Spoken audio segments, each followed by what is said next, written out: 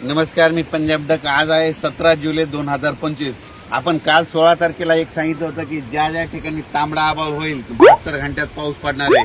तर पाहू शकता हे आमच्या परभणी जिल्हा, सेलू, पाथरी, मंठा, परतूर, जालना, बीड जिल्ह्यामध्ये खूप पाऊस झाला आणि हे नदीला पूर आलाय। आणखीन अर्ध्या तासात इथं पाणी वरती येणार आहे, म्हणून हा अंदाज लक्षात घ्यायचा। आणि राज्यातल्या सर्व सांगू इच्छितो काय झालं, बीड जिल्हा झालं, लातूर जिल्हा झालं, नांदेड जिल्हा झालं, धाराशिव झालं, त्याच्यानंतर सोलापूर, जत, सांगली या भागातल्या शेतकऱ्याचे फोन येत होते पाऊस कधी येणार। तर त्यांना मी म्हटलं की तुम्ही काय करा, फक्त 16 पासून ते 21 तारखेच्या दरम्यान आपल्या भागामध्ये लातूर जिल्हा, बीड जिल्हा, परभणी जिल्हा या भागामध्ये पाऊस पडणार आहे, म्हणून हे अंदाज दिला होता। आणि काल तांबडा आभाळ झालं, बघा तुम्ही पाहू शकता हे पूर आलाय आमच्या कसुरा नदीला, लेंडी नदीला पूर आलाय, दुधना नदीला देखील पूर आलाय।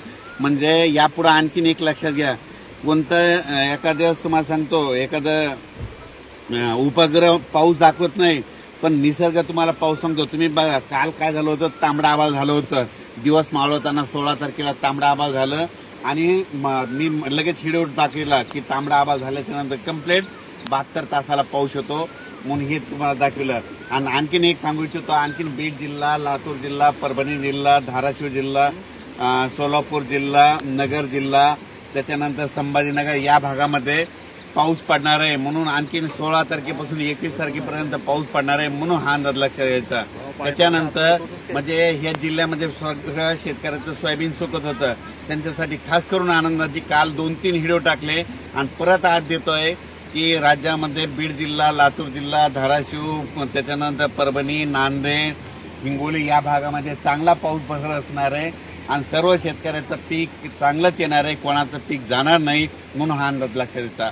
अचानक वातावरणात बदल झाला तर लगेच एक मेसेज दिला, पण पाहू शकता की ज्या ज्या ठिकाणी काल 16 तारखेला तांबडा आभाळ झाला ना, त्या ठिकाणी 72 तासामध्ये पाऊस येणार, हे तुम्हाला एक कालच्या उदाहरण तुम्हाला सिद्ध करून दाखवलंय।